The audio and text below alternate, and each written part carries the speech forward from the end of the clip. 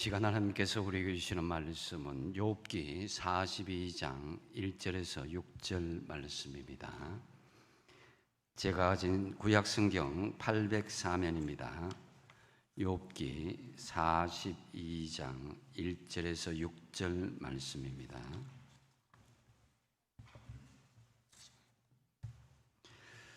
다 찾으신 줄 알고 제가 봉독합니다. 욥이 여호와께 대답하여 이르되 주께서는 못하실 일이 없사오며 무슨 계획이든지 못 이루실 것이 없는 줄 아오니 무지한 말로 이치를 가리는 자가 누구니까? 나는 깨닫지도 못한 일을 말하였고 스스로 알 수도 없고 헤아리기도 어려운 일을 말하였나이다. 내가 말하겠사오니 주는 들으시고 내가 주께 묻겠사오니 주여 내게 알게 하옵소서. 내가 주께 대하여 귀로 듣기만 하였사오나 이제는 눈으로 주를 배움나이다. 그러므로 내가 스스로 거두어 드리고 티끌과 제 가운데에서 회개하나이다. 아멘. 잠시 기도하겠습니다. 하나님, 찬양 가운데 임재하신 주님, 이제 말씀 가운데 임재하기를 기대하며 저희들의 마음문을 엽니다. 성령께서 말씀하여 주시옵소서. 예수님의 이름으로 기도하옵나이다. 아멘. 지난 한 주간 성도 여러분 평안하시고 잘 지내셨습니까? 서로 안부를 묻고 서로 인사를 나누는 시간을 갖겠습니다. 앞뒤 좌우로 잘 오셨습니다. 반갑습니다. 사랑합니다. 축복합니다. 예. 오늘 말씀을 생각하면서 한번 따라하겠습니다. 억울함을 내려놓고 회개함으로 변화된 삶을 살겠습니다. 아멘. 예. 우리는 살아가면서 분하고 억울한 일을 겪지 않고 살아가는 사람, 이런 사람은 아마 없을 것입니다. 저 역시 목회를 하면서 제가 하지 않은 말들, 마치 제가 한 말인 것처럼 소문이 퍼지고 그렇게 행동하지도 않았는데 마치 행동한 것처럼 이 말이 돌고 돌아서 저에게 들릴 때면은 참 가슴 아프기도 합니다. 물론 목회자는 양들의 성도들을 어떤 말이나 행동에도 다 이해해주고 품어주는 마음을 가져야 하는데 지금보다 좀 더 젊은 시절에는 그런 것에 바로 잡고자 하는 그것이 강하였습니다. 오래전에 교회 중직자 되시는 한 분이 교회의 큰 일을 진행하는 중에 제가 하지도 않은 말을 했다고 해서 평신도 한 분이 아주 큰 시험을 받게 되었다는 소식을 듣게 되었습니다. 그게 처음에는 진실이 아니니까, 내가 한 말이 아니니까 그냥 시간이 지나면 그냥 없어지겠지 했는데, 아니 시간이 지나면 지날수록 그것이 진실인 것처럼 포장되고 왜곡되어서 점점 확대되는 것입니다. 그래서 저는 약간 하워링이 있습니다. 참다 못해서 소문을 낸 당사자와 그 소문 때문에 상처를 입은 분을 목양실로 불러서 삼자 대면을 했습니다. 결국 그 소문이 가짜로 밝혀지고 그 중직자분은 사과를 했습니다. 하지만 그 이후에 당사자가 저를 피하고 관계가 한동안 불편함을 느꼈습니다. 그래서 그때 저는 깨달은 게 뭐냐면은, 내가 어떠한 억울한 일을 당하더라도 하나님께 끝까지 믿고 맡겨야지 겉으로 드러날 수 있도록 해서는 안 되겠다. 내가 그것을 품어주고 이해해야겠다 하는 그런 생각을 가졌습니다. 그때 제가 존경하는 어떤 목사님으로부터 들은 말씀이, 목회자는 온갖 욕을 얻어먹는 십자가를 지고 가는 존재다라는 그 말씀을 해주셨습니다. 그 말씀이 제게 많은 도움이 되고 위로가 되었습니다. 이는 우리 모두가 다 나름대로 져야 될 그런 몫이 아닌가라고 여겨집니다. 십자가를 지고 나를 따라오라 하셨거든요. 우리는 억울하고 분한 마음을 분명히 품을 수는 있지만은 그것으로 인해서 계속 미워하는 마음을 가지거나 아니면 스스로 상처를 받고 주저앉는 일이 없어야 할 것입니다. 성경에는 사람이 분을 품을 수도 있다라고 분명히 말씀하고 있습니다. 에베소서 4장 26절 말씀에 분을 내어도 죄를 짓지 말며 해가 지도록 분을 품지 말라고 말씀하십니다. 그래서 문제는 그 분을 그 다음날 되고 좀 시간이 지나면 자연스럽게 삭혀지고 용서해주고 이해줘야 되는데 계속적으로 분을 품고 있을 때에 마음의 기쁨과 감사가 사라지고 네 신앙이 연약해진다라는 것이 문제입니다. 오늘 본문 욥은 분명히 억울하고 분한 일들이 굉장히 많았습니다. 하나님 앞에도 인정받고 사람들에게도 인정받은 욥이 육신적으로 또 여러 가지 주변의 사람들로부터 너무나 억울한 그런 일들을 당하기까지 했습니다. 욥기 1장 1절에 보니까 우스 땅에 욥이라 불리는 사람이 있었는데 그 사람은 온전하고 정직하여 하나님을 경외하며 악에서 떠난 자더라. 참 욥은 대단한 성품을 가진 사람이었음을 밝히고 있습니다. 온전하고 정직하며 하나님을 경외하며 악에서 떠난 자들하고 그랬습니다. 성경에 이 정도로 기록되었다면 욥이 대단한 믿음의 소유자였음을 알 수가 있습니다. 심지어 욥기 1장 8절에도 하나님께서는 사탄에게 이러한 욥의 신실한 성품을 자랑하는 것을 볼 수가 있습니다. 내가 내 종 욥을 주의하여 보았느냐, 자세히 한번 보아라 하면서 그와 같이 온전하고 정직하여 하나님을 경외하며 악에서 떠난 자는 세상에 없느니라. 참 하나님께서도 이렇게 인정할 정도로 대단한 믿음의 성품을 가진 사람이었습니다. 그러자 사탄이 제안을 하게 되죠. 욥기 1장 9절에 보면 사탄이 여호와께 대답하여 이르되 욥이 어찌 까닭 없이 하나님을 경외하겠습니까? 다 이유가 있습니다. 하나님께서 울타리가 되어주시고 하나님께서 보호해 주시고 하나님께서 막 이렇게 축복해 주시니까 욥이 그만큼 이 사람들에게 인정받고 하나님에게 인정받는 거지, 그 울타리 제거해버리고 시험과 환난이 온다면 계속 그렇게 하나님을 경외하며 살겠습니까? 이렇게 하니까 하나님은 사탄에게 욥의 모든 것을 치는 것을 허락하시되 그의 생명만은 치지 말라고 말씀하셨습니다. 그래서 욥기 1장 하반절에서 2장까지에 보면은 욥이 엄청난 시험과 환난을 당한 것을 볼 수가 있습니다. 모든 재산을 순식간에 강도들에게 빼앗기고 10자녀들은 큰 돌풍에 집이 무너지면서 순식간에 그 10자녀가 다 죽임을 당하고 말았습니다. 또한 욥의 몸에 온몸에 종기가 들어서 구더기를 막 기왓장으로 긁어내는 그런 엄청난 악창을 겪게 되어 있습니다.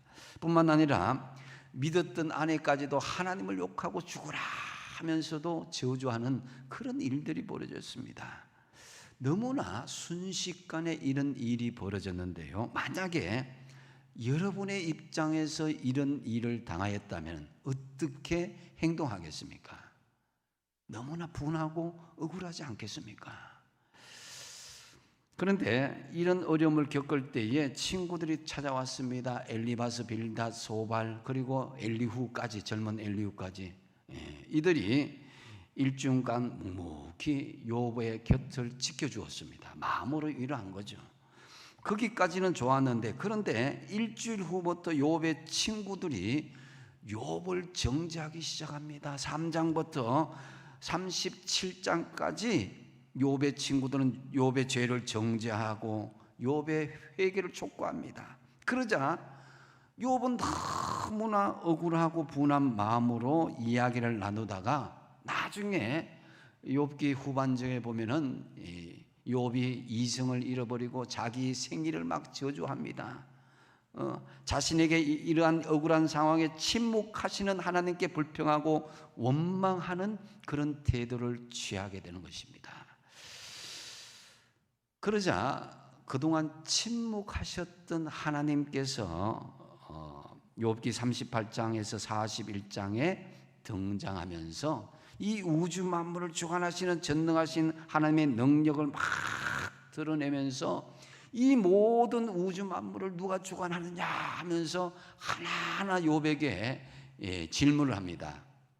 그제서야 욥은 하나님께 자신의 억울함을 내려놓고 온전히 회개함으로 욥기 42장 마지막 부분에 보면은 갑절의 축복을 받게 되는 그런 결과를 얻게 됩니다.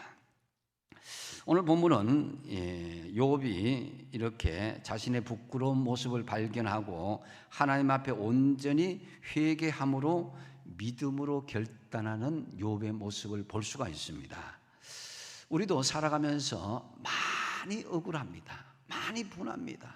이럴 때에 우리가 어떤 믿음의 자세를 가져야 되는지, 또 구체적으로 이 억울함에서 회개함으로 이르는 단계가 어떤 모습으로 나가야 되는지를 오늘 본문을 통해서 잘 말씀하고 있습니다. 먼저 첫 번째로 욥은 하나님의 절대 주권과 전능하심을 인정하는 모습을 볼 수가 있습니다. 2절에 보면은 주께서는 못하실 일이 없사오며 무슨 계획이든지 못 이루실 것이 없는 줄 아오며 그랬습니다. 우리가 억울함에서 회개에 이르기 위해서는 하나님께서는 못하실 일이 없습니다. 무슨 계획이든지 못 이루실 것이 없다라는 하나님의 절대적 주권과 하나님의 전능하심을 인정하는 것, 이것이 우선입니다. 욥이 사실은 율법적인 신앙에 있을 때는 이것을 잘 깨닫지 못했습니다. 나는 죄를 지은 적이 없다. 나는 착한 일을 많이 하였다. 나는 하나님을 잘 믿는 사람이었다. 우리는 여기에서 신앙이 머물러 있으면 안 되는 것입니다. 비록 억울한 일이 생기고 착한 일을 해도 또 아무런 보상이 없다 할지라도 그런 가운데 하나님께서 침묵하시더라도 여전히 하나님은 우리의 삶의 주관자이시고 하나님의 전능하신 뜻을 이루어 간다라는 그런 하나님을 인정하는 것이 진정으로 회개하는 첫걸음입니다라는 것입니다. 하나님을 믿는다고 하면서 여전히 자신의 억울함을 호소한다는 것, 이것은 하나님의 절대 주권과 전능하심을 인정하지 못한다는 것과 같습니다. 하나님의 주권과 전능하심을 인정한다면은 분명히 이 억울함은 하나님께서 다 주관하시고 하나님께서 모든 것을 다스려 주실 것이다 라는 그 믿음으로 승화되어야 하는 것이 당연한 것이죠. 예수님께서 십자가에 달리시자 사람들은 실망하면서 뿔뿔이 흩어졌습니다. 그런데 그 십자가에 달리신 예수님께서 부활 승리하셨습니다. 이 부활 승리는 예수님의 십자가에 달리심이 없었다면 결코 성취되지 못할 일이었습니다. 그렇다면 우리는 지금의 고난과 아픔을 바라보고 억울하다고 생각하지 말아야 되는 것은 당연하지 않겠습니까? 욥은 하나님이 나타나셔서 말씀하시자 그 앞에서 할 말을 잃었고 입이 막 다물어졌습니다. 그전에는 친구들과 논쟁을 하고 막 그렇게 그 항변을 할 때는 조목조목 다 이야기를 했습니다. 그리고 친구들은 오히려 욥의 말에 잘 대답하지도 못했습니다. 그런데 욥기 38장 4절에 하나님께서 내가 땅에 기초를 놓을 때에 네가 어디 있었느냐? 네가 깨달아 알았거든 말해보아라. 하나님께서 창조하시고 우주 만물을 다스리는 이것을 네가 안다면 한번 말해보아라 이런 거예요. 이어서 하나님은 거듭 우주 만물의 창조 질서를 조목조목 예를 들면서 하나님의 절대 주권과 전능하심을 말씀하시니까 욥이 대답을 하지 못하는 거예요. 그 질문이 38장에서 41장까지 무려 66가지, 66가지나 되는데 그때마다 욥은 친구들에게 했던 답변과는 달리 하나도 대답하지 못합니다. 왜 욥은 하나님 앞에 하나도 대답하지 못했겠습니까? 하나님께서 던진 질문에는 인간이 가진 이치나 인간의 논리로 대답할 수 있는 영역이 아니었기 때문입니다. 그 질문들은 자기 삶의 영역을 뛰어넘는 자연계와 우주의 이치들, 이것이 자기가 스스로 깨달을 수 없는 부분이었기 때문입니다. 또한 자기의 어려운 행위와는 전혀 무관하게 진행되는 일이라는 것을 깨달았기 때문입니다. 에레미야서 18장 6절 말씀을 같이 한번 읽어보시겠습니다. 한번 같이 읽겠습니다. 시작. 여호와의 말씀이니라. 이스라엘 족속아, 이 토기장이가 하는 것 같이 내가 능히 너희에게 행하지 못하겠느냐. 이스라엘 족속아, 진흙이 토기장이의 손에 있음같이 너희가 내 손에 있느니라. 아멘. 여러분, 그렇습니다.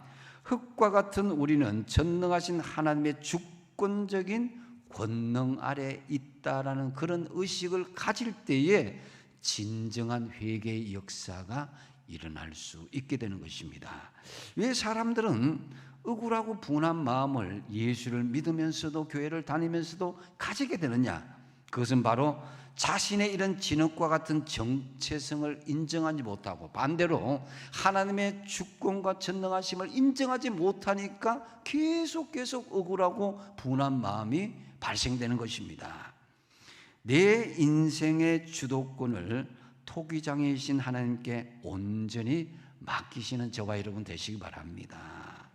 주께서는 못하실 일이 없사오며 무슨 계획이든지 못 이루실 것이 없다라는 그런 하나님의 주권 안에 있는 하나님의 전능하심, 이것을 우리가 믿는다면은 내 눈에 보이는, 내가 이성적으로 생각하는, 내가 경험했던 그 이상의 크고 놀라운 하나님의 전능하심이 우리 가운데 임재하실 것이다라는 거예요.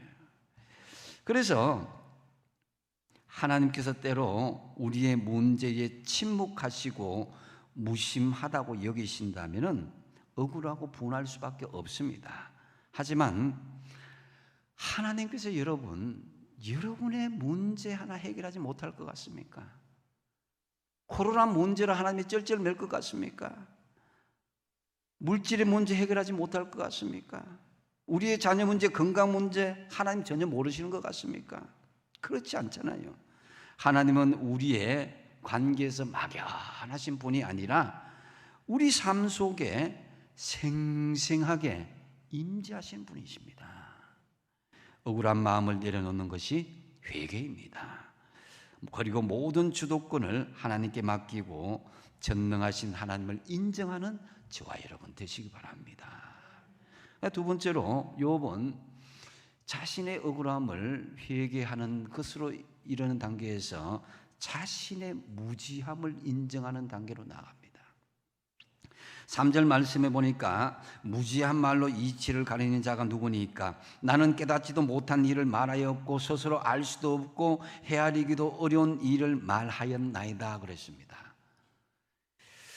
욥은 이제 두 번째로 자신의 억울함에서 회개함으로 나아가는데 나는 무지한 말로 깨닫지 못하고 말하였고 나도 알 수 없는 말을 하였다라고 고백합니다.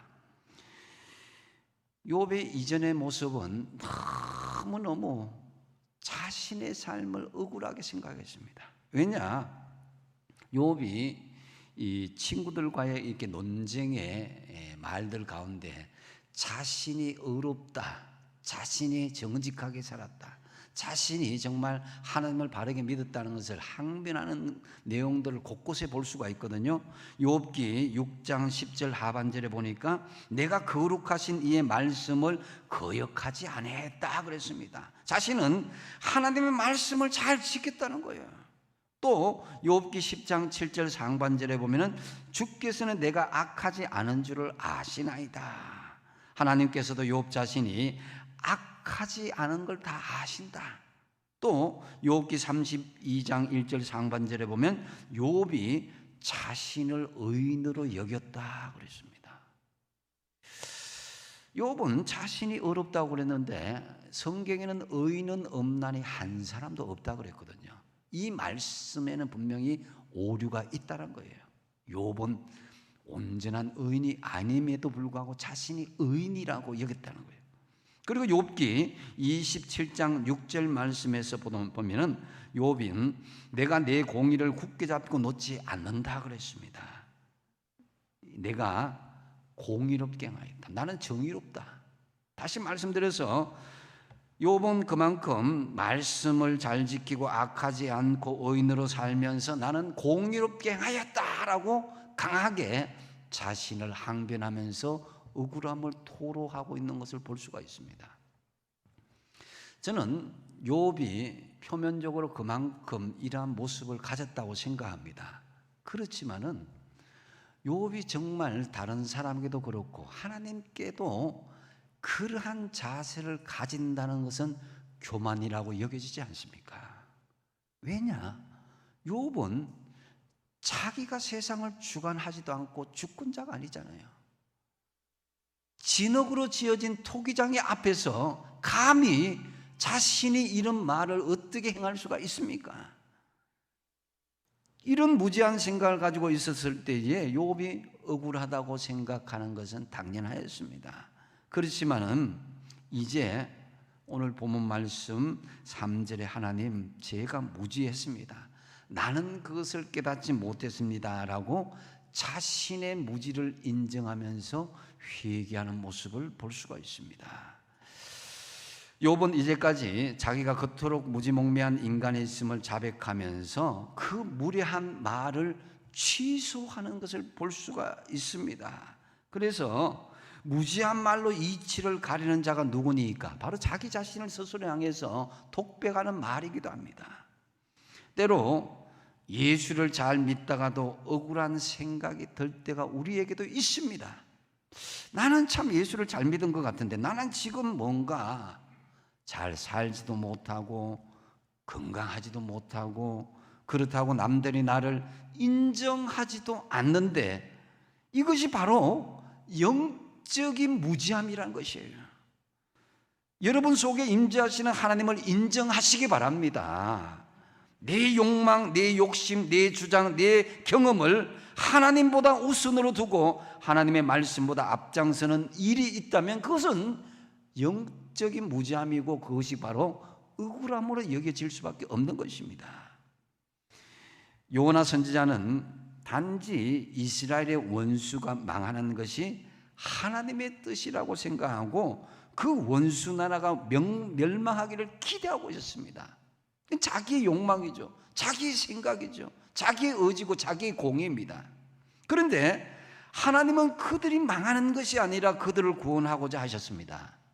여러분, 우리가 기억해야 될 것은 우리가 무지한 요나처럼 시원한 박넝쿨 안에서 저런 사람들은 망해버려야 돼. 저런 사람들은 구원받을 자격이 없어 하면서 자기 마음의 잣대로 마음대로 막 이렇게 사람들의 그런 구원받고 구원받지 못한 그것까지도 자기 의로 드러내고자 하는 것들이 있을 수도 있다는 것입니다. 그러면서 하나님의 사명을 저버리고 구경꾼으로 머물고 있을 때 하나님께서 박넝쿨에 벌레를 보내셨습니다. 순식간에 하나님께서 이 요나의 쉼터를 없애버린 거죠. 그러니까 요나가 막 원망을 합니다. 무지한 박넝쿨의 그늘 안에서 편안하게 사는 것이 하나님의 뜻이 아니었습니다. 그래서 하나님께서는 그 박넝쿨을 거두어 가시기 위해서 벌레를 준비하셨던 것 같이 욥의 고난도 요나의 벌레와 같은 그런 보내심과 같은 것이었다는 것을 깨달을 수 있습니다. 우리 인생이 정말 내 마음대로 되고 잘 먹고 잘 사는 것만이 하나님의 뜻이겠냐 이거예요. 우리의 존재 가치가 정말 세상에 자기의 의를 드러내고 나는 착한 사람입니다. 나는 하나님을 잘 믿는 사람입니다. 하나님 앞에서까지 그것을 드러내는 것이 우리의 의를 드러내는 것이 아니라는 것입니다. 우리는 우리 자신을 통해서 하나님이 드러나도록 해야 되는 것이 우리의 존재 목적인 것입니다. 그게 토기장의 창조 목적이기도 하고요. 그래서 여러분 억울한 마음을 가지고 자신의 신념을 의지하고 방관자로서 부끄러운 삶을 살았다면 그 무지함을 회개하는 저와 여러분 되시기 바랍니다. 그다음 세 번째로 욥은 하나님의 주권을 인정하고 자기의 무지를 인정하면서 하나님의 뜻을 경청하고자 원하였습니다. 4절 말씀해 보니까 내가 말하겠사오니 주는 들으시고 내가 주께 묻겠사오니 주여 내게 알게 하옵소서 그랬습니다. 욥은 억울함에서 회개함으로 이르는 그 단계에서 주여 내게 알게 하옵소서라는 하나님의 뜻을 경청하기를 원하였다는 거예요. 이 도구는, 저는 하나님의 뜻을 경청하는 도구는 바로 기도와 말씀의 묵상이라고 여겨집니다. 이 호흡을 뜻하는 푸뉴마는 영을 뜻하는데요, 하나님께서 아담을 만드신 후에 코에 부르는 생기가 바로 푸뉴마입니다. 우리가 공기를 들여 마셔야 사는 것처럼 영혼도 호흡을 해야 살 수 있는데 이 영혼의 호흡이 바로 기도입니다. 예수를 믿어도 영적인 호흡을 제대로 하지 못해서 영적인 병에 걸린 사람들이 있습니다. 코로나보다 더 무서운 것이 여러분, 이 기도하지 않는 성도들의 영적인 질병입니다. 숨이 막 드나드는 기관지에 장애가 생기는 병을 우리가 천식이라고 합니다. 들이마실 때는 문제가 없는데 공기를 내뿜으려고 하면 잘 나가지 않고 색색 소리만 요란하게 납니다. 마찬가지로 영혼의 호흡인 기도에 장애가 생기면 우리의 죄를 고백하지 못하게 되고 우리는 겉모습만 요란한 외식적인 삶에 빠지게 된다는 거예요. 우리 주변에 다른 사람들을 위해서 중보 기도를 하며 기도의 영역을 넓힌 사람들을 보면은, 그 사람들을 보면은 기쁨이 있고 억울함이 없는 것을 볼 수가 있습니다. 무슨 걱정거리가 있든지 고통을 당하든 간에 무조건 기도에 무릎을 꿇을 때에 억울한 생각은 사라지고 하나님의 뜻이 그 안에 관철되게 되어 있습니다.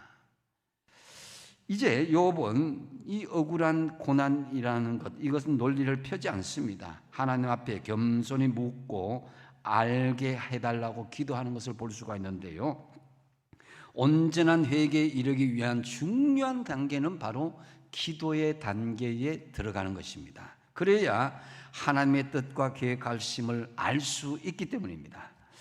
욥은 회개의 단계에서 친구를 원망하고 자신의 뜻을 관철하고자 하는 자세를 내려놓고 오히려 친구들을 위해서 기도하는 것을 볼 수가 있습니다. 10절을 보십시오. 같이 한번 읽어보겠습니다. 시작.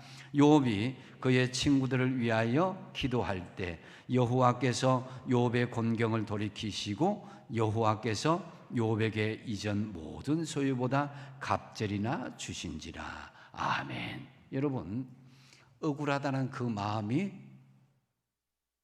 하나님의 뜻을 알기 위해서 간절히 기도하였을 때 결정적으로 하나님께서 욥의 곤경을 돌이키시고 그 모든 하늘의 축복을 갑절이나 주셨더라. 할렐루야.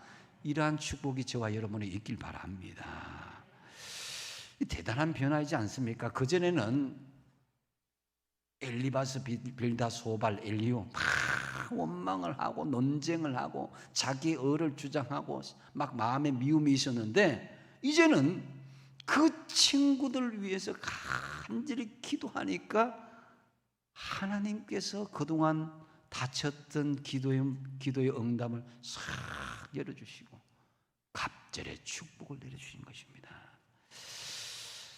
그리고 하나님의 뜻을 알기 위해서는 말씀을 깊이 묵상하는 그런 훈련을 하시기 바랍니다. 말씀을 깊이 묵상하면 나와 세상은 온데간데 없고 주님의 뜻이 막 나타나게 되는 거예요. 나의 모든 억울함이 하나님의 은혜와 사랑으로 바뀌게 되고 하나님의 뜻을 바르게 분별하는 것, 깊은 말씀의 묵상을 통해서 이루어지는 것입니다. 여러분, 코로나 이 어려운 시기에 말씀을 더 가까이 하시고 말씀을 많이 묵상하시기 바랍니다. 시편 46편 10절 말씀에 너희는 가만히 있어 내가 하나님 됨을 알지어다 그랬습니다. 우리는 가만히 있다는 그것이 뭐냐면은 말씀 앞에 침묵하며 그 말씀의 의미를 깨달을 때에 우리가 하나님 앞에 가만히 있게 되는 것입니다. 하나님의 말씀을 경청하십시오. 하나님의 말씀을 경청할 때에 하나님의 뜻을 온전히 분별할 수가 있는 것입니다. 그래서 하나님의 말씀을 깊이 빠져보는 시기가 바로 이 코로나 시기인 줄 압니다. 어느 순간에 우리가 기도와 말씀에 깊이 빠지게 되면은 나의 억울함은 점점 사라지고 하나님의 음성이 들려올 줄로 믿으시기 바랍니다. 이제 마지막으로 욥은 이제 그 단계에서 끝내지 않고 체험적인 신앙을 고백하는 단계에 이르는 것을 볼 수가 있습니다. 5절 말씀에 보니까 내가 죽게 대하여 귀로 듣기만 하였사오나 이제는 눈으로 주를 배웁나이다. 욥은 억울한 마음들 회개하는 모습을 성화시키면서 이제 자신이 경험했던 하나님을 체험적으로 고백합니다. 귀로 듣기만 하였는데 이제는 눈으로 주를 배웁나이다. 이 믿음의 단계가 굉장히 중요합니다. 여러분이 경험한 하나님을 간증하시고 증거할 때에 억울함은 사라지고 회개의 역사가 더욱 임하여서 하나님의 은혜가 임할 것입니다. 여기에서 배움나이다라는 것에 본다, 이 히브리어는 라인데요, 이 라라는 단어는 시각적으로 본다라는 그런 의미도 있지만은 훨씬 더 깊은 의미도 가지고 있습니다. 그것은 바로 뭔가를 깊이 생각한다, 누군가를 보살펴준다라는 그 마음과 뜻이 들어있는 단어입니다. 그러기에 욥이 눈으로 주님을 봤다라는 것은 무엇을 의미하는 것입니까? 주님의 임재를 자신의 눈으로 직접 체험하고 목격했다는 거예요. 자신이 주님의 음성을 들었다는 그 신비한 체험을 단순히 자랑하는 차원을 넘어서 하나님을 증거하고 드러내는 것입니다. 재산과 종과 자식들까지 다 죽고 몸에 악창이 난 이유를 알지 못해서 너무나 억울하고 분통했는데 이제야 그것을 깨달았다는 것입니다. 주님의 임재를 체험하기 전까지는 자신의 어려움과 자아에 사로잡혀서 고난이 너무나 억울하고 분통했는데 이제는 말씀하시는 하나님을 만났다고 간증하면서 그래서 온전한 회개로 나아가는 단계로 나아가는 것을 볼 수가 있습니다. 여러분, 그저 듣는 것에만 머물러 있는 신앙은 수동적인 믿음의 자세입니다. 하나님을 여러분의 삶 속에서 적극적으로 드러내시고 체험적으로 간증하는 단계에 이를 때에 우리 주님께서 우리의 삶의 현장에 생생하게 나타날 것입니다. 듣기만 한다는 것은 귀만 커졌다는 말씀입니다. 하나님은 듣는 수준에서 삶의 현장에 생생하게 여러분들이 선한 영향력을 끼치며 그 하나님의 드러내기를 원하신다는 것입니다. 이것을 드러내기를 부끄러워한다면 진정한 회개의 삶, 성화의 삶에 이르지 못했다는 것입니다. 참으로 여러분의 체험적인 신앙이 삶의 현장에 생생하게 고백되어지고 간증되어지길 바랍니다. 이제 말씀을 정리합니다. 오늘 본문 6절에 보면은 그러므로 내가 스스로 거두어드리고 티끌과 제 가운데에서 회개하나이다 그랬습니다. 여기서 거두어드린다 히브리어 마에는 거부한다, 싫어한다, 뉘우친다는 것입니다. 여기서 뉘우친다라는 말이 강한 것이죠. 즉 욥은 자신의 어리석은 말과 억울함을 스스로 돌이키고 뉘우치게 되었습니다. 이러한 믿음의 자세를 가지니까 마음에 잃었던 평안과 기쁨이 회복되었던 것입니다. 우리는 살면서 억울하고 분한 일 많이 겪어왔고 앞으로도 많이 겪을 것입니다. 하지만 오늘 욥을 통해서 우리는 억울함이 이 온전한 회개함으로 변화되어서 갑절의 축복을 받는 그런 결과까지도 보았습니다. 억울한 마음 내려놓는 것이 회개입니다. 첫 번째 뭐라고 그랬습니까? 하나님의 절대 주권과 전능하심을 인정하십시오. 두 번째로 우리의 무지함을 인정하십시오. 그리고 하나님의 뜻을 경청하는데 어떻게 해요? 기도와 말씀을 통해서 경청하십시오.